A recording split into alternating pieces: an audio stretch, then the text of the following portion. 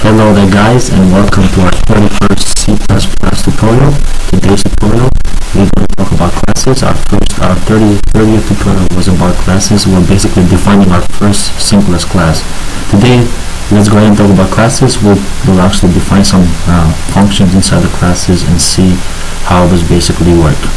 Alright, so let's go ahead and waste no time pretty much, and let's go ahead and talk about functions. But if you guys didn't see the previous tutorial, I suggest you guys do that. It will be very helpful towards this tutorial. It will make you understand a lot better everything that's going on. And also, if you're going to watch all my series of tutorials in HTML, C, C++, Java, and Visual Basic, and the Photoshop tutorials, and all the other tutorials, guys, please go ahead and take a look at those as well. It's really appreciated if you guys watch those and rate them and leave comments with any requests you guys have or suggestions. It really means a lot, and gives me a lot of feedback towards if you guys like the videos or not, and I can basically make changes based on that. And if you haven't subscribed to my channel also, guys, please do that. It really means a lot. So let's go ahead and get started, by typing our code, then we'll go ahead and explain it. So let's go ahead and include the audio stream. Next, using namespace, standard std there, and let's go ahead and start here defining our class. Let's call this class rectangle, open bracket, close bracket, semicolon. Alright, let's go right here. I'm going to type public. I'm going to make a public scope, declare two variables. I'm going to call it width, and another one I'm going to call it height. Alright, under here I'm going to go ahead and create a void function, and I'm going to call it set values, and pass it two parameters. I'm going to pass the parameter w and a parameter, well, two integer type parameters, and a parameter basically h. And next I'm going to have an integer type here function, and I'm going to call this one compute area, and with no parameters. Alright, so now we'll define our class here. Let's go ahead and get outside our class here, and what we need to do out here is go ahead and type void rectangle, and let's go ahead and set values in w, int h, and let's go ahead and define our function, what we want our function to do here. Here is very simple. I just want to set width equal to w and height equal to h.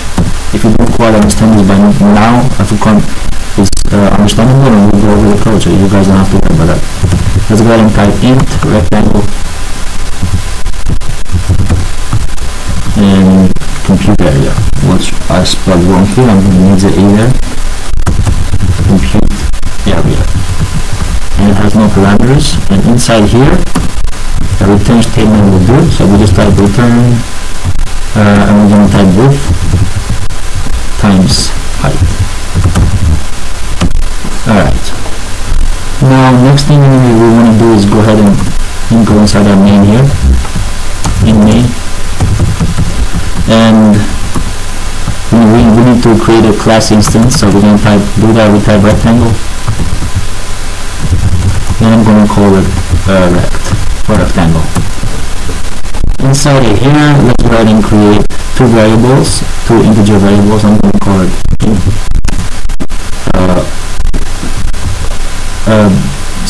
I guess x. This is for the width, and I'm going to set this equal to 15, and I'm going to declare another one, and I'm going to call int y. For the height here, I'm going to make it 25. Alright, next what we want to do is let's go ahead and type rect, and then this is our instance, class instance, and hit dot, and then what we want to do first is call our function set values. Now this function has two parameters as you see up here, so we need to pass it two parameters. So I need to pass it a width and a height. For the width, here is my x, I'm going to pass it x, and for the height it's y. The next thing, I want to print out here, I'm going to do cout, so I want to print out, and let me print out the area of the rectangle equals, and I'm going to print out, I'm going to call the second function called rect compute area, and let's put an end line. You have to make it look a little neater, and let's do the system. So let's make the system call here system close, so we can make it close so it doesn't just allow, and it prints out everything, and when it's done then we won't be able to see it at all. So let's go ahead and type returns over here to tell our main that everything executed successfully, and we're done. Alright, so let's go here, let's go over our code here so you guys get a better understanding. But if you guys didn't watch our previous tutorial, I suggest you do that. It's going to be very helpful to you towards this tutorial. Alright, here we defined our class, and we called our class rectangle. We set the scope public, and here is int. So we created two variables of data type int. We called one width for the width of the rectangle, and the height, because those are the two things we need to calculate the area. Then we define the function here. This is a function prototype kind of, and it's a void type, so because we don't want to return anything, we just want to set two values equal to something else. So we don't need to return anything. And like we call the set values, and we pass it two parameters called w and h, which are of int type. That's straightforward. And same thing here for our second function, and we call it, well, I call it compute area, but this time we have a return type here, int, because this will calculate the area, and once it does, once this function calculates the area, we want to get that area back, so we can show to the user what the area is. So that's why it has an int type. But although we should have made it doubles, because realistically, like we can have a real number. A real number can be 3.75, but anyways, to make this example easier to understand, we just make it int, but that doesn't make any difference. You can just change the data types. Okay, now down here is where we're defining, we're basically defining the function, so putting its methods here. So basically what the function does. To do that, in a class structure here, we have to do that by basically putting the data type of here, the type of the function, which we up here in the class, and it was going to be a void, then the name of the class, because we need to know where this function belongs, which class does it belong to, and then the function name, and with the function name with its parameters, and then inside of our function name here, what we do is we put the methods of what we need the function to do. And in our case here, we're setting the width equal to w. Basically, the width is our variable that we declared up here inside our class. We're saying that equal to w and that equal to h. And the reason we do that is for the next function. So we do the same thing here for our compute area function. Specify the type, which is an input here, the name of the class, and also the function name here, the function itself. And we're just basically returning the area here, and the area is just width times height. The reason why we set here w equals to width and h equals to height, because down here when we perform the calculation, we need to use these two variables. And in order for us to basically to get those two, for this to compute those two, we need to set them equal to h and w, because h and w are basically what will pass to this function down in our main. So we pass it x and y, which are equivalent to w and h, and then w. So then our width becomes w, which is 15, and our height becomes 25, and then our compute area function is able to to basically calculate the area and give us a return value, an integer type return value. So once we basically define our functions here, and this is our class structure here, we're basically declaring them, having the prototypes, and then defining the methods, and then we go inside our main node here. So we need to have an instance of, this is our constructor here. So we have an instance of the class. This way we can call the functions or variables in the class if we need them to. If we actually need to use them, which in our case we do. That's why we create the class. And then we declare the initialized collection variables of data type int. And one is x and one is y.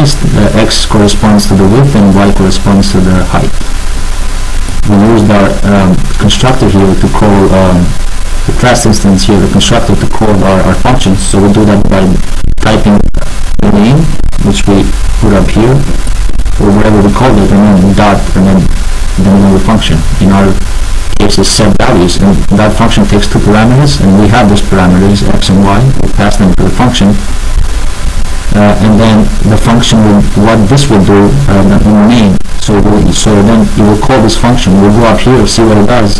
What this function does is all it does is sets width equal to w. So it will set width equal to x and height equals to y, or because that is what corresponds in parameters here. So once it does that, what we're doing is going down here, printing out the statement. Oh, the main will see another function here, compute area. Then we'll go up here. It says, what does compute area do? Show me. It says, oh, get the width. So we'll go up here, grab the width and the height, and now the width will be 15 and the height will be 25. We will multiply those and give us the value back here. And once it gives us the value back, we will just print everything out. We'll print out the area of the rectangle is blah blah, whatever value it is, 15 times 25, and then print a new line, and we're done. So let's go ahead and build this, guys, and see if it is what we actually want to get. Okay, so it's built successfully. Let's run it. Okay, so we see here the area of the rectangle is 375. Alright guys, so this was our 31st CTP tutorial. It was a little bit longer than I expected, but I hope you guys understood this. And if you didn't watch my other tutorials, guys, please go ahead and do those. It truly means a lot. Leave as many comments, rate the videos, and please subscribe to my channel. And thank you for watching this video, guys, and we'll be back in another tutorial. Thank you very much.